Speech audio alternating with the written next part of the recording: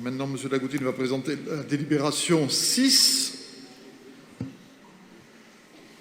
Alors, la délibération 6, donc il s'agit d'ouvrir 23 postes de jeunes dans le cadre du service public. 23 postes qui seront distribués au sein de la direction des solidarités, au niveau d'Allo Senior, de la mission domiciliation du Grand Ramier, des ambassadeurs de l'accessibilité, de la mission égalité femmes-hommes et de la mission accès à la culture pour tous.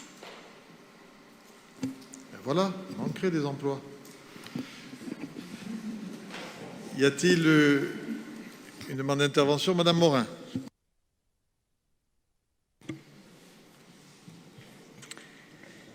Oui, monsieur le maire, chers collègues. Alors, bien évidemment, nous saluons l'objectif de mobiliser les jeunes pour l'intérêt général en leur offrant des possibilités de revenus. Des questions d'ordre pratique et politique se posent tout de même. Pour la mission de domiciliation postale du Grand Ramier, les jeunes du service civique ont-ils vocation à remplacer les salariés de la Croix-Rouge? En ce sens, combien de salariés sont actuellement dévolus à cette tâche et quelle garantie avons-nous que les jeunes du service civique ne vont pas se substituer aux agents et salariés? Sur la mission d'ambassadeur de l'accessibilité, nous rappelons que c'est un sujet complexe qui nécessite une formation particulière pour pouvoir répondre de la meilleure façon, c'est-à-dire la plus complète, aux gestionnaires d'établissements recevant du public. Or, la seule formation qui leur est proposée est civique et citoyenne, donc nous nous interrogeons sur la mise en place d'une formation particulière, et si cela est prévu, pouvez-vous nous en communiquer le contenu, les qualifications en matière d'accessibilité et l'identité des formateurs? Alors même que cette collectivité ne respecte pas le calendrier qu'elle s'est elle-même fixé pour mettre en accessibilité les bâtiments dont elle a la responsabilité, comment éviter qu'il s'agisse juste d'affichage? Nous notons par ailleurs que les jeunes volontaires sont censés, je cite, « informer sur la nouvelle obligation de registre d'accessibilité et l'application accès libre qui peut remplacer le registre ». Une telle mention est inquiétante pour deux raisons. D'une part, l'obligation de mettre à disposition du public un registre public d'accessibilité est issue d'un décret qui rend cette mise à disposition obligatoire à compter d'octobre 2017. Donc on peut dire que l'obligation n'est pas vraiment nouvelle.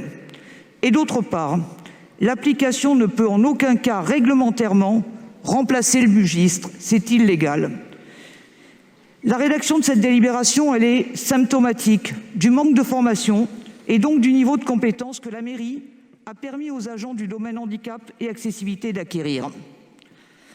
Par ailleurs, au vu des nombreuses erreurs techniques et réglementaires que contient le cahier de préconisation pour l'accessibilité du logement et la qualité d'usage, rendu public en novembre 2019, pouvez-vous me confirmer, et je m'adresse à monsieur le maire et monsieur Alves, que c'est bien Christophe Taguer, administrateur civil hors classe et expert juridique chargé des affaires européennes, qui a relu et approuvé ce cahier de préconisation pour le compte de la délégation ministérielle de l'accessibilité?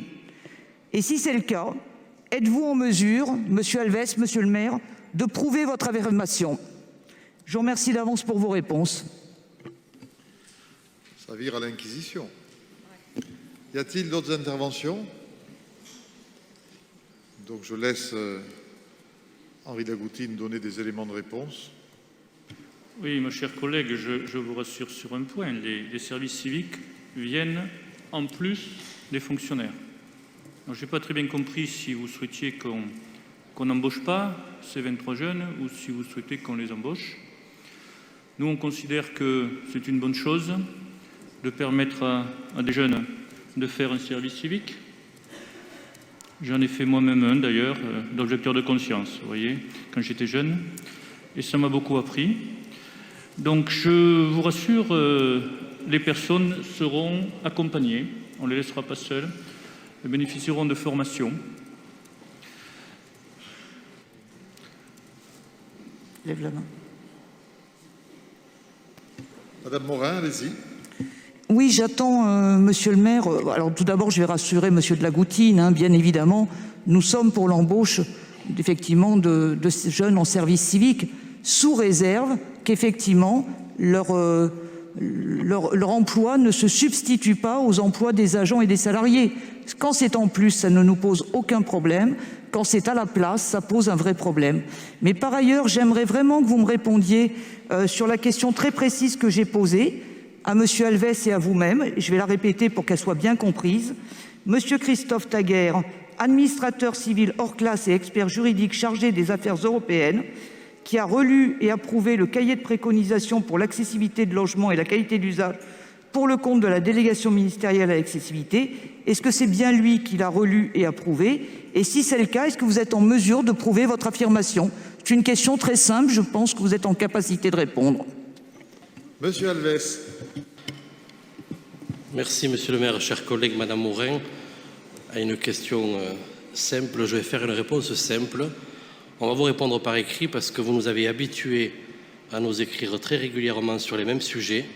Donc on vous répondra sur les mêmes sujets, on répondra à ces questions-là par la même occasion, mais vous connaissez les réponses puisque quand vous étiez dans les groupes de travail au titre de handi social, vous avez participé aux ateliers, vous êtes exprimé, vous savez avec qui nous avons travaillé.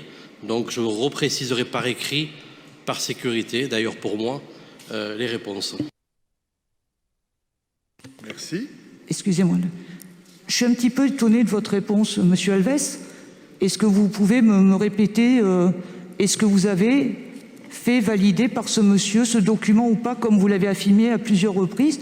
Je veux simplement que vous me confirmiez vos propos précédents. Est-ce que vous êtes obligé de le faire par écrit ou est-ce que vous êtes capable de le faire à l'oral? C'est un petit peu la question. Je vous en prie, j'attends votre réponse, monsieur. Madame Morin, monsieur Alves vous a répondu, donc vous le lirez.